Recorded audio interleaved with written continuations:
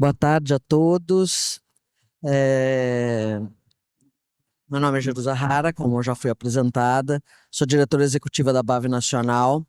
Estou aqui com o Gustavo e com o Marcelo. E a nossa ideia aqui hoje é esclarecer as dúvidas que muitos associados ou o trade têm sobre o que a BAV faz ou o que a BAV pode fazer sobre os diversos assuntos do agenciamento ou do turismo, né? E queria pedir para o Gustavo e para o Marcelo se apresentarem também. Pode começar, Gustavo, falando o que que eles fazem dentro da BAV Nacional. Boa tarde a todos, boa tarde, Jerusa, boa tarde, doutor Marcelo. Meu nome é Gustavo Lopes, eu cuido da parte da assessoria parlamentar e das relações institucionais da BAV Nacional. Então, meu trabalho é acompanhar os projetos de lei que são de interesse aí do setor do turismo, em especial do agenciamento, e a gente cuida também de toda a parte de relações institucionais, no trabalho perante o Ministério do Turismo, perante a Embratur, e as pautas aí que são de interesse da BAV. Doutor Marcelo. Boa tarde, Jerusa. Boa tarde, Gustavo. Um prazer grande aqui sempre estar com vocês. Mais uma vez aqui na BAV Expo de 2025 aqui deste ano. A gente fica à frente da assessoria jurídica da BAV Nacional. Já aí um bom tempo, uma grande estrada percorrida, vários desafios, né, a serem enfrentados, num sentido e no objetivo, obviamente, de buscar aí o melhor cenário para o agenciamento de viagem. A gente tem uma interface muito grande, né, com a entidade, institucionalmente dizendo, inclusive com todo o trabalho também aqui do Gustavo, que fica ali, né, no front total ali com o governo, especialmente em Brasília. Esse é o nosso papel. Estamos à disposição aqui para trocar essas figuras aqui. Então, esse painel aqui é o Pergunte à BAV. Tire suas dúvidas sobre leis e mercado. Qualquer um aqui pode perguntar a qualquer momento, qualquer pergunta que vocês quiserem fazer, a gente vai tentar responder se a gente souber. Né, doutor Gustavo, né, doutor Marcelo? A gente vai tentar. Mas eu tenho uma pergunta inicial que eu quero fazer para o doutor Marcelo. Comissão. Esse é um tema aí que a gente sempre ouve falar. A gente sempre tem algum agente de viagem que fala de comissão. Solicitação recorrente que a gente tem. Nesse cenário que a gente tem nacional e internacional hoje em dia, existe espaço para voltar a ter um comissionamento das companhias aéreas para os agentes de viagens? A pergunta é boa, ela não vamos dizer, do passado, né? Em 2000, na realidade, para quem se lembra, se recorda, etc., na virada, portanto, lá do milênio, nós tivemos um movimento muito grande no nosso mercado, em que realmente os fornecedores de transporte, independente se aéreo, marítimo, né, e terrestre, mas em especial, aqui conectando com a sua pergunta, aéreo, vislumbraram talvez uma modelagem diferente. Até foi uma época e momento que a gente, né, viu ali a internet chegar com muita força. Quem talvez, né, se recorde, o que aconteceu? Nós tivemos um movimento inicial em que as companhias aéreas deram um corte nas comissões, né? Nós tínhamos um padrão ali de que bilhetes nacionais eles ficavam ali na casa de 10, 9%, né, de remuneração compartilhada com o agenciamento, e no nacional isso ficava lá na casa de 7, 6%, né? Inverso, na verdade. E aí o que aconteceu? Houve um corte ali, uma redução daquele 10, 9, 8 lá para 7, 6, né, de uma forma geral. Houve um movimento no país em que todas as ABAVs, por exemplo, estaduais, ingressaram alinhadas com a nacional, com demandas, inclusive, judiciais a respeito do tema, que não deveria, não poderia fazer aquela redução no comissionamento do agenciamento, tal, e etc. As ações demoraram, tiveram locais espalhados no Brasil que judicialmente, inclusive, se garantiu a continuidade das remunerações maiores, e aquilo ficou por um tempo, até que o assunto subiu para os maiores tribunais do nosso país, né, e a maioria, inclusive, não foi para frente, continuou, na realidade, conforme a decisão das companhias aéreas, e a fundamentação era de que elas podiam fazer isso. Elas podiam porque nós estávamos diante de uma relação comercial, contratual, né? Tecnicamente a gente chama de um contrato de comissão, então eles podiam fazer aquilo a qualquer momento, né? Obviamente informando a outra parte, e assim aconteceu. Jerusa, interessante, porque dali para frente foram incontáveis as conversas, e elas na realidade até não morreram hoje, sobre a possibilidade de haver um retorno, falando de Brasil, né, dessa comissão, remuneração, né, pré-determinada aí com os fornecedores, em especial com as companhias aéreas. Um vizinho nosso, a Colômbia ela tem, para vocês terem ideia, a comissão garantida em lei. É fixado numa legislação federal colombiana que deve haver o comissionamento, a remuneração de um fornecedor para com o agenciamento, né, intermediação de viagens. Isso deve acontecer porque está na lei. Ocorre que essa pré-fixação legal é uma pequenina. Ela fala lá de percentual, às vezes, de até 1%, para vocês terem ideia, quando a gente fala disso, né? A gente já questionou isso no Brasil, a gente tem conhecimento e a gente, inclusive, acompanha análises, pesquisas realizadas a nível global. A ABAV é uma pertencente a grupos internacionais, né, grupos de associações de agenciamento internacional. Então já foi feito, inclusive, um grande estudo a respeito da continuidade de comissão ao redor do mundo. Existe uma dificuldade pela modelagem atual, pela autonomia, pela liberdade que o agenciamento tem. Talvez não seja uma pergunta com resposta única, com resposta sem avaliar minimamente um equilíbrio. Porque talvez, se a gente falar e pensar de uma maneira muito forte, vamos fazer igual a Colômbia e buscar uma comissão por lei, às vezes a gente se prende de tal maneira. Eu tenho uma preocupação, não que eu seja contra, mas às vezes eu fico muito preocupado que o nosso segmento fique tão atrelado a uma situação dessa e entenda daqui a pouco que a comissão / remuneração contra a prestação do seu serviço fica atrelada a 0,5%, 1%. Isso é muito perigoso.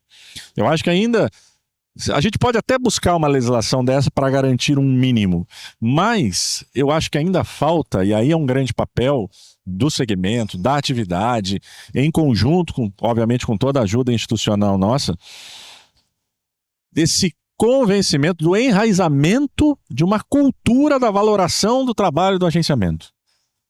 Independente de estar dependendo ali de algo que diga, no mínimo você tem que receber isso. Então eu vejo muito por esse viés. Aí vou pegar esse gancho aí da lei e perguntar aqui pro Dr. Gustavo. Supondo que a gente seguisse um caminho desses de buscar legislação da comissão, como que funcionaria isso? Qual seria esse caminho? Como que uma lei nasce a partir de uma associação? Então, Jerusa, a lei ela nasce por meio de um projeto de lei que ele pode iniciar ou na Câmara dos Deputados, que é composta por 513 deputados. Qualquer um desses 513 deputados, eles possuem a legitimidade para apresentar um projeto de lei, ou pode nascer também esse projeto de lei no próprio Senado Federal, por meio de qualquer um dos 81 senadores ali que compõem aquela casa. Então, uma vez que esse projeto ele é apresentado, ele começa a sua tramitação perante as comissões. Então, vamos pensar nessa hipótese de um projeto de lei que vai tratar sobre a questão relacionada aí à comissão. Então, ele vai tramitar na Comissão de Turismo. O presidente daquela comissão hoje, o deputado Marcelo Álvaro, do PL de Minas Gerais, ele vai escolher um relator, e esse relator vai pegar aquele projeto e vai apresentar o seu parecer. Depois disso, apresentou seu parecer, submete para deliberação dentro ali daquela comissão. por vezes remete a outras comissões, como a CCJ, às vezes a Comissão de Tributação, a depender do tema pertinente. E pode acontecer que às vezes o projeto ele ganha tanto clamor social, Jerusa, que um determinado líder partidário apresenta um requerimento de urgência, que é quando ele tira aquele projeto de dentro das comissões e leva direto para o próprio plenário da Câmara dos Deputados ou do próprio Senado Federal. E aí os 503 deputados irão debater a respeito, no caso, desse projeto. Então, o nosso trabalho lá em Brasília é justamente de acompanhar esses projetos, quando é projeto de interesse do nosso setor ou quando é um projeto nocivo ao nosso setor, de procurar aquele deputado que está relatando a matéria, apresentar as nossas contribuições do setor, às vezes elogiar ou apresentar uma proposta de um texto. E quando a gente não consegue sucesso com esse deputado, o relator, a gente tem que procurar um outro deputado para apresentar uma emenda, para ver se a gente consegue aquele resultado que a gente precisa. Pelo que você está falando, não é uma coisa rápida. Não é rápido e assim, é muito complexo.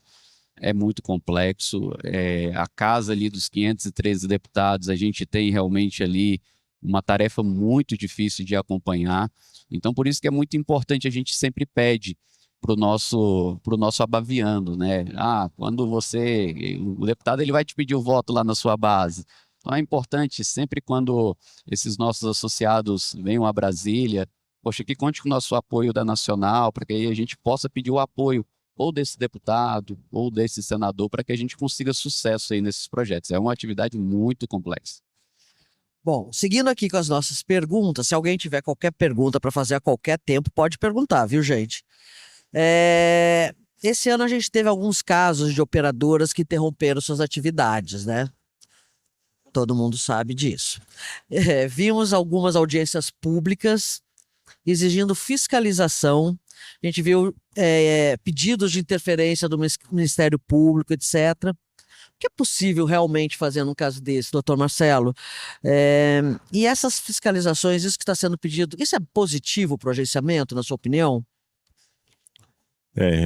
Bem, tem um lado triste da história, porque muita gente do mercado se conecta a essas situações. Nós estamos diante de um contexto que sempre vai representar distribuição de viagens e turismo, esse é um primeiro contexto.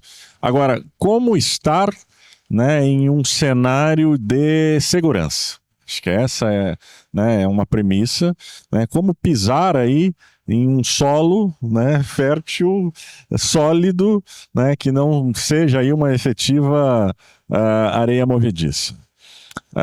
Por algumas vezes, talvez já nesses 3 dias, a gente precisou falar sobre algum tema correlato, ou mesmo o próprio tema, né, nesse contexto. E o que rola, né, pessoal? Que o Brasil precisa muito de uma fiscalização, isso é indiscutível, né? A BAV, o sistema BAV, não tem, por lei, poderia até ter, e se tivesse, talvez o nosso papo aqui seria outro, né? De uma outra forma, de um outro contexto, mas institucionalmente não há poder regulatório. Nós não somos um órgão, a ABAV não é um órgão regulador. Ela não é um ministério, ela não é uma agência nacional como existe a ANAC, por exemplo, né? A Agência Nacional de Aviação Civil, a NTT. Nós somos uma entidade de classe representativa do segmento. Isso nos coloca, obviamente, no papel, sim, de interferir, intermediar, intervir e cobrar essa fiscalização.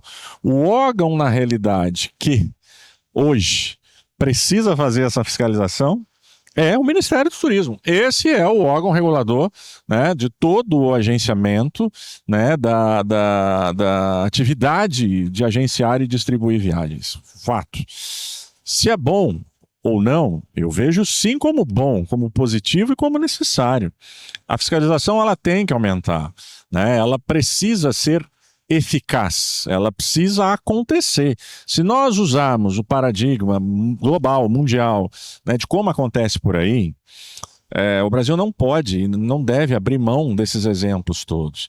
Em outros locais, em outros mercados, né, para você operar, para você distribuir serviços de turismo, você tem que demonstrar lastros. Minimamente, você tem que dar garantia anual conforme o seu volume, conforme o seu tamanho. Senão, você não pode fazer. E aí hoje muito se discute, porque olha, nós estamos todo mundo aqui, uma feira profissional, né? Vocês todos aqui se capacitando nessa nossa arena, NASA ao lado, enfim. Agora, se alguém vai lá, faz um cadastro no Ministério do Turismo, de repente, do nada, o cara é sei lá, um veterinário e resolve que semana que vem ele vai começar a vender, intermediar viagens. Ele vai abrir o perfil dele, de repente não tem experiência nenhuma e vai começar a se aventurar. Ok, nós somos um país com livre iniciativa e tudo mais, mas a gente precisa trazer essa seriedade, né, de fiscalização, de profissionalismo para ser um gerador de garantia, né, para ser um gerador de tranquilidade, de segurança jurídica. Então, Jerusa, acredito muito que nós precisamos evoluir com isso. É um papel nosso e a gente faz isso, nós estamos fazendo isso, né, nos últimos tempos, de dizer, olha, órgão regulador, cuida aqui do segmento e de alguma forma faça isso ser minimamente garantido, né?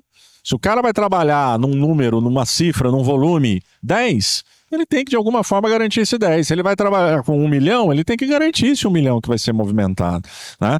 Então isso precisa acontecer. Qual é a fórmula mágica? Em outro painel, né, que eu já estive aqui com a BAV Nacional e as outras entidades, agora nos últimos dias, a gente conversou sobre isso. Criar um sistema, né, securitário, de garantia, de aval e etc., é um caminho. Mas olha, o problema é que isso não vai ficar só com a gente. Né, nós vamos ter que entrelaçar com o governo. E aí aquilo, né? A gente criar um fundo milionário para ser gerido pelo próprio governo, sabe lá se na hora que precisar usar esse fundo, em que moldes e status ele estará, né? Mas aí, por causa da responsabilidade civil, a famosa responsabilidade solidária, as agências acabam sendo prejudicadas quando uma operadora interrompe suas atividades, né? Por que a gente nunca conseguiu, doutor Gustavo, aprovar uma alteração do Código de Defesa do Consumidor? Então, Jerusa, a gente quase conseguiu. Conseguimos isso na Câmara dos Deputados no ano passado, quando aprovamos a Lei Geral do Turismo. Conseguimos isso no Senado Federal, quando passou a Lei Geral do Turismo, e ali a gente tinha um artigo específico que falava sobre essa famosa responsabilidade solidária. Só que o projeto de lei, ele precisa ser sancionado ou vetado. Então, no ano passado, o presidente da República, ele vetou o dispositivo que tratava da responsabilidade solidária. Então, isso foi um motivo de muita frustração para o nosso setor. Nós acompanhamos esse projeto por mais de décadas.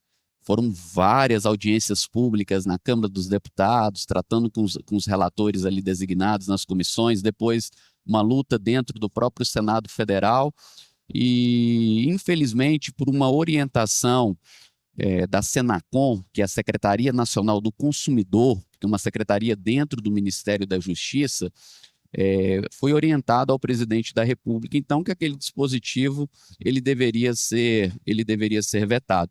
Isso está completando exatamente um ano.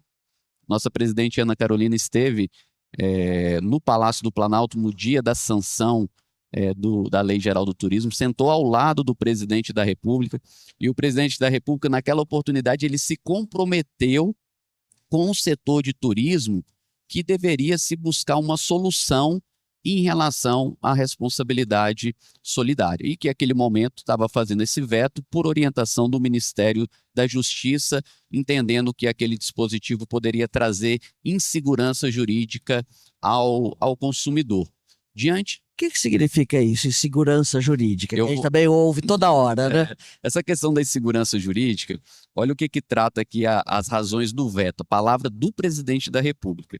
Em que pese a boa intenção do legislador, a proposição incorre em vício de inconstitucionalidade ao violar as garantias constitucionais de defesa do consumidor expressamente prevista no artigo 5º, inciso 27, no artigo 170, inciso 5 da Constituição. A proposição contraria o interesse público ao afrontar o Código de Defesa do Consumidor. Então, o entendimento ali, por parte da Secretaria Nacional do Consumidor, é que estaria se tirando direito do consumidor. No nosso ponto de vista, como agências, é o que nós levamos ao ministro do Turismo, levamos isso para a Casa Civil, é de que essa era uma interpretação equivocada, porque nós somos intermediários. Como é que nós iremos assumir uma responsabilidade pelo todo? A gente, a empresa aérea quebrou, eu vendi uma passagem lá de 10 mil, então eu vou ter essa responsabilidade solidária de ficar com esse prejuízo integral por essa venda, se a minha comissão ela foi ali, sei lá, de 5%, 10%. Então, o que a gente busca agora é justamente resolver esse problema em relação à questão da responsabilidade solidária, se limitar ao que a gente recebe de forma definitiva, que seria essa comissão. E aí, quando se tem esse conflito, Jerusa, igual nesse caso específico, o Ministério da Justiça defendendo os consumidores e o Ministério do Turismo defendendo as agências de turismo, se instaura, no caso, o que a gente chama ali uma Câmara Legislativa. Então, nessa Câmara Legislativa, está sendo conduzida pelo Ministério do Turismo.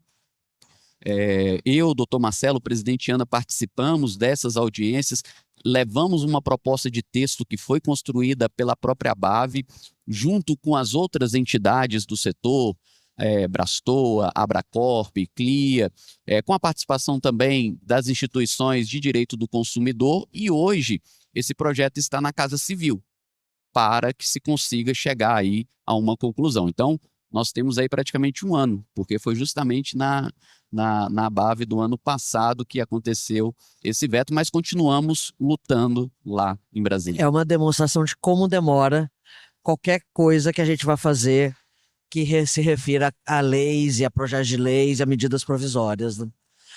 Doutor Marcelo,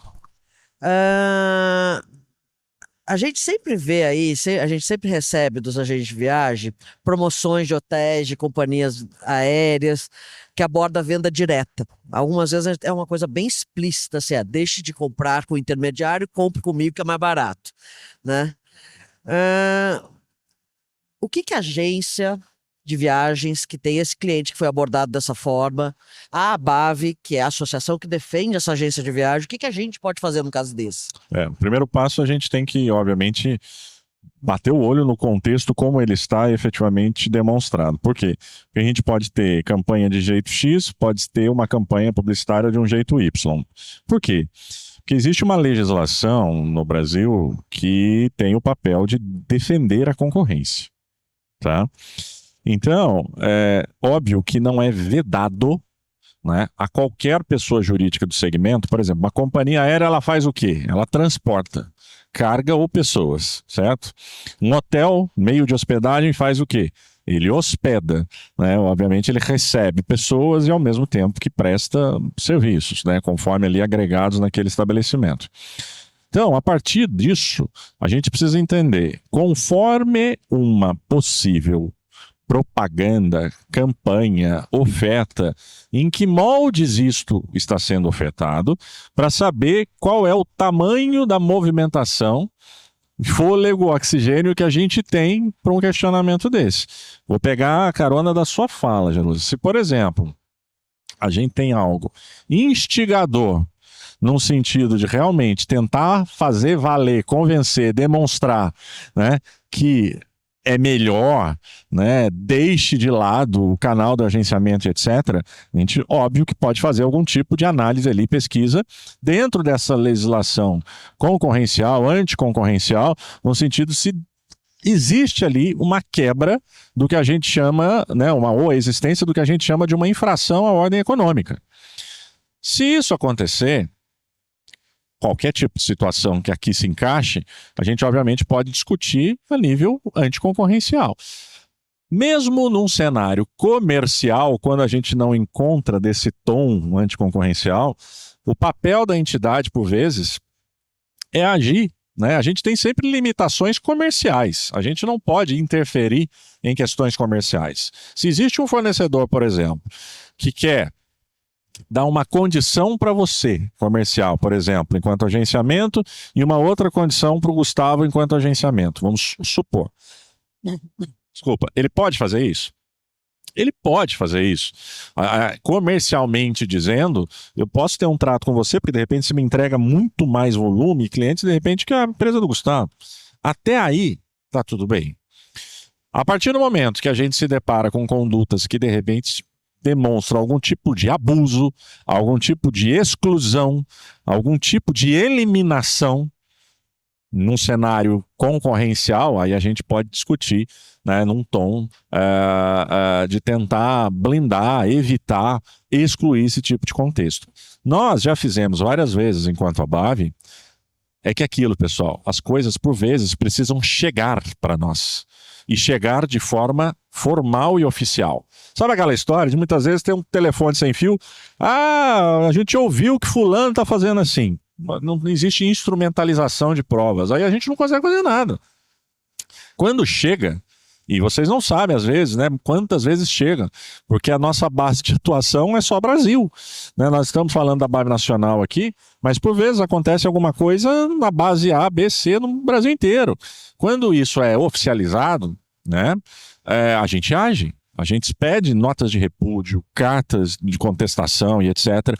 E muitas vezes o sistema BAV é imediatamente respondido. São diretorias que entram em contato conosco para dizer, olha, não, o que aconteceu aí foi isso, isso, isso. Ou se realmente tem um erro, eles vão lá e falam, não, tudo bem, a gente está tirando agora. Quantas vezes isso já aconteceu?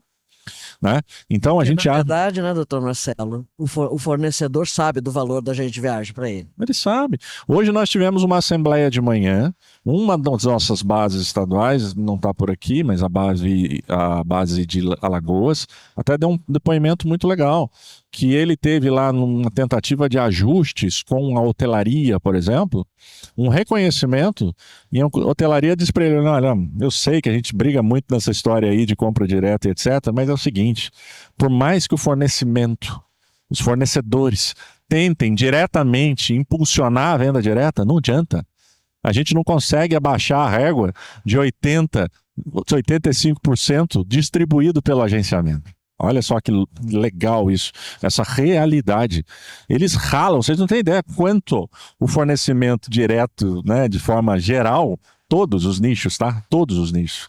O transporte, hospedagem, serviço, o quanto eles ralam para aumentar os números deles num sentido da distribuição direta. Mas aí eles reconhecem muito bem isso que a Jerusa está apontando. O quanto ainda se depende do canal de distribuição. Por mais que veio tecnologia e tudo mais, pessoal, imaginem o tanto do agenciamento de distribuição que hoje ainda, né, que está em tecnologia avançada, né, que tem muita tecnologia empregada, os números são gigantescos de distribuição. Gigantescos na mão ainda do agenciamento de distribuição. Pode ser que aquele número de agenciamento ainda pequenino, mais caseiro e etc., não venha sofrendo esse impacto da progressão, né?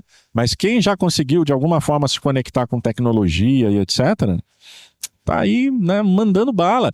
E os fornecedores sabem e sentem isso. Não à toa que tá cheio de fornecedor aí, né, Jerusa? Isso é um reconhecimento pleno, no sentido do quanto existe ainda esse elo entre o fornecimento e a distribuição. O nosso papel, instituição, é deixar que isso seja e aconteça da melhor maneira, da mais regular, justa e legal possível. E assim a gente vai continuar. Senhores, temos uma pergunta aqui. Oi, pois não. Boa tarde, doutor Marcelo. Gostaria de saber se a nossa profissão de agente de turismo está correndo risco com essa avalanche de aplicativos e tipo o Airbnb, e será que a nossa profissão está correndo risco ou não? Rapaz, eu acho, cara, que o risco que ela correu no 1999, o risco é o mesmo, né? A gente Quem me conhece aí de um pouquinho de time aí, né? Enfim, meu pai é agente de viagens há quase 40 anos, né? Na verdade, já está completando 40 anos de agenciamento. Então, eu acompanho essa história há X tempo, né? Eu vejo que a gente tem uma resiliência gigantesca. Na verdade, o agenciamento é como se fossem verdadeiros camaleões no Brasil, sabe? Talvez no globo terrestre. Porque existe uma adaptação com tudo que vem. Esse risco hoje, que é diferente lá de 99 para 2000, que era um risco que se falava assim, nossa, a internet vai quebrar todo mundo, nossa, nós não temos mais comissão, e como é que a gente vai ganhar dinheiro? Porque se nenhum fornecedor nos paga, nós estamos já há 25 anos disso. Está todo mundo ganhando o seu respectivo dinheiro, né? A sua respectiva contraprestação. De N maneiras diferentes, adaptadas e etc., mas sim. É óbvio que essas novas ferramentas, essas plataformas, existe uma velocidade e uma aplicação voraz de tecnologia aí. Nós estamos falando de centenas de milhões de dólares, né, por vezes. Mas a gente ainda acredita que eles não conseguem alcançar a capilaridade do agenciamento, entendeu? Mesmo porque, né, doutor Marcelo, essas plataformas, eles têm um público muito específico, consumidor, né? E o agenciamento tem uma fidelidade muito grande do seu cliente. Isso a gente constatou agora no nosso censo que a gente acabou de finalizar a segunda fase, a gente vai entrar na terceira fase agora, a gente está fazendo um censo aí com as agências associadas à BAV, e a gente viu que a fidelidade do cliente é muito maior do que a gente imagina. Então, aquele cara que compra com a agência de viagem, ele gosta de comprar com a agência de viagem. É segurança, intermediação, é tranquilidade. E sabe um outro detalhe que eu vejo que existe um movimento da lapidação do mercado, porque muitos destes que podem transparecer imediatamente concorrentes não estão necessariamente regulares. Porque às vezes você vai achar um app da vida aí, que você vai lá para o CNPJ dele, sequer existe um cadastro como uma agência de viagens, entendeu? Ou seja, nós estamos falando de algo que, se está fazendo agenciamento, é exercício irregular de profissão, contravenção penal. E quantas vezes eu falo, né? Quem me acompanha lá no Turisprudência, lá no Instagram, eu falo pra caramba disso. E eu vejo que isso é um, como é que se fala? Um filtro que o mundo vai talvez aplicar com mais velocidade daqui para frente. Isso vai acontecer. Desculpa, tenho mais uma pergunta aqui. Pois é. Oi, boa tarde, doutor Marcelo. Eu queria saber que na última palestra você mencionou que a microempresa vai ser pouco afetada, o simples vai ser pouco afetado pela reforma tributária. Mas eu fiquei com uma dúvida que é o seguinte: se você atende o executivo no lazer e o lazer do corporativo e o corporativo, ambos os lados, como é que fica essa tributação? A gente vai ter que migrar para um híbrido no simples? Não. O IVA, como é que vai ficar nessa história? Não, sua pergunta é muito legal. Quem, na realidade, usou essa frase foi o Fabiano da Abrastor, né? Eu entendo o que procedimentalmente ele está dizendo, mas eu gosto muito da sua visão, porque a reforma tributária, que ela está trazendo para nós aqui a respeito da reforma tributária, que já está valendo no Brasil, mas numa fase grande de transição, né? Em janeiro de 26, as coisas realmente começam a acontecer, tá, pessoal? A reforma tributária, ela demorou para vir, mas ao mesmo tempo ela é gigante aí, né? Nossa, nós vamos até mais de 2030 ainda até que se finalize, né? E ainda talvez uma grande parte só e ainda vai faltar. Todo mundo, aos meus olhos, vai ter impacto. Todo mundo vai ter impacto com relação à reforma tributária. Ponto 1. Seja pequena, média, grande, gigante. Ok? O cuidado que todo mundo tem que ter aí é de conversar realmente com as suas contabilidades, com os seus departamentos jurídicos, se capacitar, como vocês estão fazendo aqui. Por quê? Porque vocês devem passar a ter um cuidado muito grande de como as operações de vocês estão lastreadas. O que quer dizer isso? Será que você está bonitinho mesmo com relação aos contratos que você tem? Ou, em outras palavras informais, será que você consegue demonstrar toda a intermediação que você faz? Contratual, documentalmente dizendo, que é isso que as agências vão ter que fazer. Tem muita gente que está um banzé de documentos aí, não tem os seus melhores, né, e mínimos lastros documentais. Quem não tiver, a minha visão, o meu parecer técnico, enquanto alguém que trabalha muito aí mergulhado no agenciamento, vai ficar exposto. Por quê? Porque está reconhecido na reforma tributária, na legislação nova tributária, que você precisa, você pode tranquilamente, a partir da nova lei que vem pela frente aí, mostrar o seu cenário de intermediação, coisas que a gente tinha dificuldade. Vários municípios por aí entendiam que você, em várias situações, você tinha que ser tributada sobre o todo, por exemplo. E agora existe um reconhecimento legal de que nós somos reais meios do caminho. A gente tem repasse de valores, a gente transita os valores, só que não adianta a gente falar isso da boca para fora agora. Vocês vão ter que estar arrumadinhos com relação a documentos, contratos, demonstrar efetivamente a intermediação de vocês, tá? Então, mesmo que seja um empresário individual, e aí não estou falando nem de MEI e EPP, estou falando de um MEI da vida que seja agente, e tem milhares aí no país, né? Também vai ter que estar com seus documentos arrumados. Para não ter essa exposição, você precisa mostrar efetivamente que você é um intermediador, que você tem o seu contrato com hotelaria, você tem contrato com um van que seja, você vai fazer um show do Roberto Carlos na cidade vizinha e vai levar lá 15 pessoas, você tem que mostrar o seu cenário de intermediação contratualmente. Por quê? Porque aquilo que a lei fala tem que corresponder à sua realidade de procedimento. Nós vamos ter um impacto tributário maior. Vai se pagar mais tributo, mas pelo menos não vai se pagar do jeito que poderia se pagar, porque as entidades trabalharam muito pesado e conseguiram aí um redutor, né, imediato de 40% sobre a alíquota que vai vir por aí, entendeu? E segue trabalhando, né, doutor Gustavo? O que a gente ainda está fazendo nesse tema da reforma tributária? Então, Jerusa, essa reforma tributária, ela começou lá em 2019, com a PEC de número 45. Aprovar uma emenda à Constituição, a gente precisa de 3/5 da Câmara e do Senado em 2 votações. E agora foi regulamentada pela Lei Complementar número 214, agora de 2025. Então, a reforma já existe. Nós já temos, no caso aí, uma nova regra tributária. Estamos agora nessa fase de implantação, estamos fazendo reuniões periódicas com a Receita Federal para poder mostrar qual é o fluxo das operações das empresas de agências de viagem, porque isso que o doutor Marcelo acabou de responder para a nossa colega é muito importante.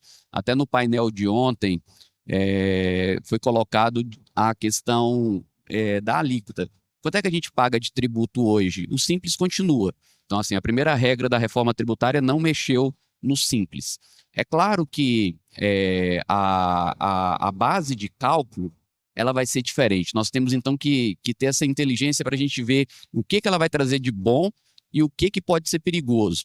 Assim, por exemplo, quanto é que a gente paga hoje de tributo? Se a gente for pegar uma média, no caso aí no Simples, uma microempresa, que é aquela empresa que tem um faturamento anual de até 360 mil no ano calendário, e a empresa de pequeno porte de 360 mil até 4 milhões e 800 mil no ano calendário. Elas continuam dentro do Simples. Isso em relação a MEI e EPP não mudou nada. O que vai mudar agora é essa questão da alíquota.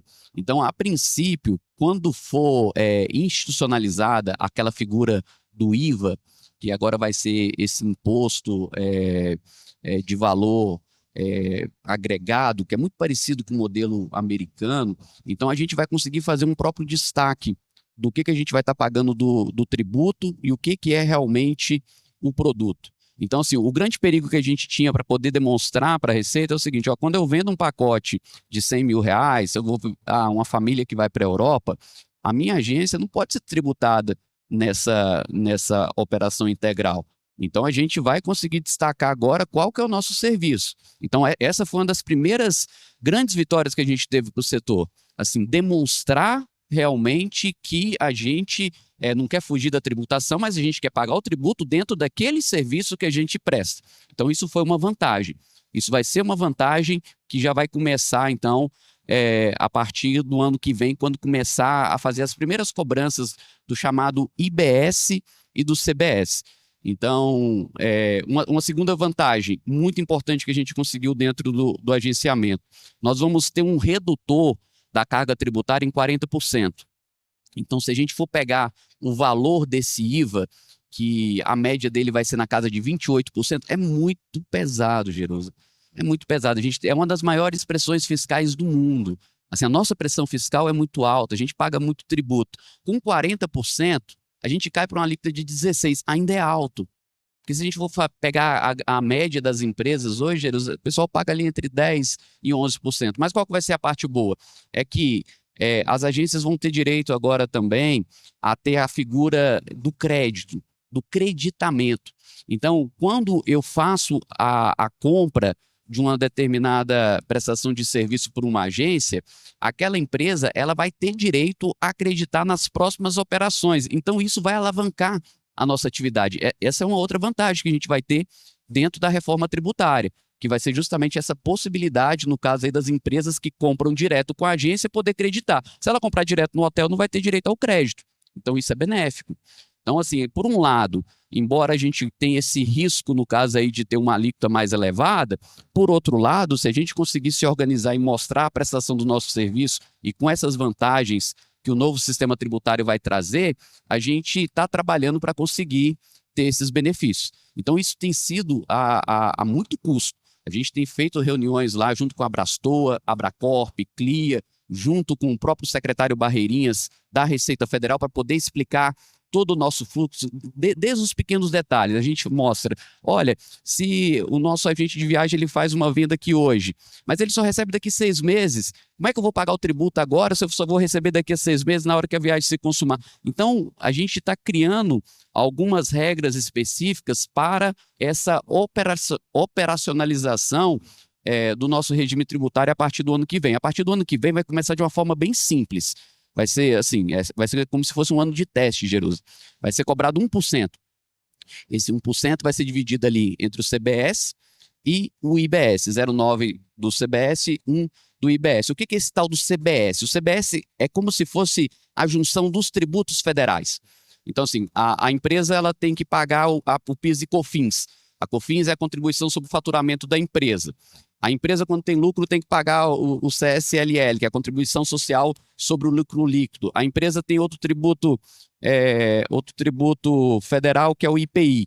Então, esses tributos federais, eles vão ser todos agora unificados dentro dessa caixinha do CBS. E os tributos estaduais e municipais, eles vão entrar agora dentro do IBS, que é o ISS e o ICMS. Então, essa vai ser uma tentativa de fazer uma simplificação do nosso regime tributário, porque realmente é um regime tributário muito complexo, a nossa carga tributária é muito alta, então a gente está aí nessa fase de explicar para os auditores da Receita Federal como funciona. E aí, quando a gente vai para o cenário internacional, aí o negócio complica ainda mais. Envolve os operadores, então a gente está realmente aí com essa tarefa agora de fazer essa construção de como é que a Receita vai nos cobrar. Gente, a gente está aqui já nos minutos finais. Queria só pedir para o Dr. Marcelo aí fazer algumas considerações finais aí. A gente está à disposição. Podem continuar mandando perguntas para a gente pela BAV Nacional. Sempre chega coisa para a gente sempre tenta responder, ou via Dr. Marcelo, ou via Dr. Gustavo. Podem continuar mandando, mas, Dr. Marcelo. Bem, pessoal, a gente coloca, obviamente, o sistema BAV ao inteiro dispor. Nós, enquanto a BAV Nacional, também subsidiamos, né, damos suporte a todas as ABAVs estaduais, né? Então, para quem tem, obviamente, qualquer tipo de link aí na sua respectiva base, é só reportar eles lá, que conforme a situação chega para nós também. Tenham aí a tranquilidade, né? Acho que uma pergunta que sempre surge, principalmente para quem não é do sistema BAV, para que serve, né, o sistema, para que serve a entidade, etc. A gente faz esse tipo de momento exatamente para entender o quanto que acontece, o quanto realmente que a gente batalha, né? Porque o que a gente faz para um associado acaba atingindo a todos, inclusive os que não são, né? Mas é muito mais fácil o entendimento do quão fortalecidos a gente pode ser se todos estiverem unidos dentro de uma mesma frente, dentro do mesmo fronte aí de atuação. Contem sempre muito comigo, com a BAV, estamos à disposição. Doutor Gustavo? Eu queria agradecer, Jerusa, por poder fazer parte desse time que é comandado aí pela nossa presidente Ana e por você. É motivo de muita felicidade fazer parte dessa equipe. A feira tá linda. Parabéns por todo o trabalho da equipe. Acho que tem sido um sucesso. E a gente está lá em Brasília para poder lutar pelo sistema, lutar pelo agenciamento, lutar por um sistema legislativo melhor, lutar aí por uma reforma tributária que possa realmente aí trazer um impacto fiscal menor para as agências, tentar resolver o problema do imposto de renda da remessa para o exterior. Enfim, teve a luta do PES, teve a luta da Lei Geral do Turismo, mas ainda continuamos na responsabilidade solidária. Então, a nossa missão é essa, é contribuir para o sistema e sempre fortalecer o agenciamento. Gente, muito obrigado por terem vindo aqui hoje. A gente está à disposição mesmo. Qualquer dúvida que vocês tiverem, qualquer situação que vocês encontrem, pode acionar a gente. Sempre que possível, a gente vai responder. Claro que a gente não sabe de tudo também, né? Mas se a gente não sabe, a gente procura também quem sabe. É assim que funciona lá na BAV. Então, obrigado por terem vindo. Boa tarde.